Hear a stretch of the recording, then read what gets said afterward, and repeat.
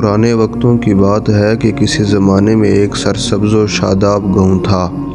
اس گاؤں میں دو بھائی رہتے تھے۔ لوگ انہیں اصل نام سے کم اور دو بیوقوف بھائیوں کے نام سے یاد کرتے تھے۔ بڑے بھائی کا نام کالو تھا اور چھوٹے کا نام ملو۔ دونوں نہایت سادہ دل تھے، مگر سادگی کے ساتھ ساتھ ایسی نادانی بھی تھی کہ گاؤں والے انہیں دیکھ کر ہنستے ہنستے لوٹ پوٹ ہو جاتے۔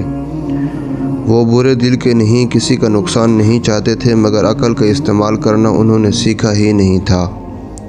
ایک دن ان کے والد کا انتقال ہو گیا۔ جاتے وقت انہوں نے کہا، بیٹو، عقل کے بغیر دولت بھی بربادی ہے، سوچ سمجھ کر ہر قدم اٹھانا۔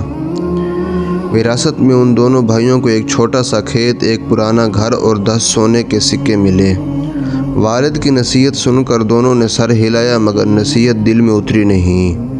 کالو نے کہا، بھائی، یہ سکے گھر میں رکھے تو چور چرا لے گا، بہتر ہے انہیں خرچ کر لیں۔ ملو نے فوراً تائید کی، ہاں، سب سے اچھی چیز خرید لیتے ہیں۔ دونوں شہر پہنچے۔ وہاں انہوں نے ایک شخص کو دیکھا جو اونچی آواز میں یہ کہہ رہا تھا، یہ جادوئی آئینہ ہے، جو دیکھے گا سچ جان لے گا۔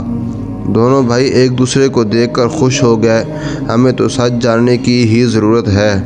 انہوں نے سارے 10 سکے دے کر وہ آئینہ خرید لیا۔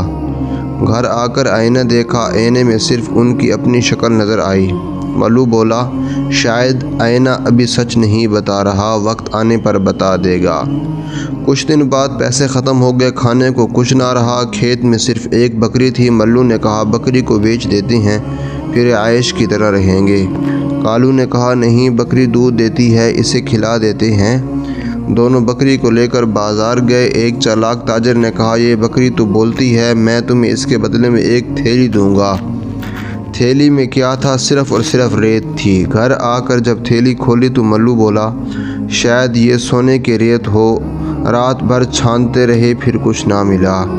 پھر حالات ان کے بڑے خراب ہو گئے۔ کالو بولا، بھائی، اگر ہم گھر بیچ دیں تو امیر بن جائیں گے۔ ملو نے پوچھا، مگر رہیں گے کہاں؟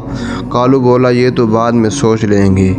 گھر بیچ کر پیسے ملے۔ راستے میں ایک فقیر ملا جو بولا، جو مجھے دے گا اللہ اس کو دگنا دے گا۔ دونوں نے سارے پیسے فقیر کو دے دیے۔ فقیر نے دعا دی اور چلا گیا۔ ملو خوش ہو کر بولا، اب دگنا آئے گا۔ کالو نے کہا، ہاں، شاید کل آ جائے۔ رات ہوئی، بارش شروع ہو گئی، نہ گھر، نہ پیسے، نہ کھانا۔ دونوں درخت کے نیچے بیٹھے تھے۔ ملو پہلی بار بولا، بے کیا ہم واقعی بیوقوف ہیں؟ کالو خاموش رہا۔ صبح ایک بوڑھا شخص آیا، اس نے ساری بات سنی اور کہا، بیوقوف وہ نہیں جو غلطی کرے، بیوقوف وہ ہے جو غلطی سے نہ سیکھے۔ اس نے دونوں کو کام سکھایا، محنت، صبر، عقل سے فیصلہ۔ کالو مزدوری کرنے لگا، ملو کھیتوں میں کام کرنے لگا۔ مہینوں بعد اپنا چھوٹا سا گھر بنایا، ایک بکری پھر خریدی، عزت بھی واپس ملی۔ اب لوگ کہتے یہ وہی بھائی ہیں جو کبھی بیوقوف کہلاتے تھے، مگر اب عقل مند بن گئے ہیں۔ سادگی اچھی ہے، مگر نادانی نہیں ہونی چاہیے۔ عقل کے بغیر نیکی بھی نقصان دے سکتی ہے، نصیحت مان لی جائے تو زندگی بدل جاتی ہے۔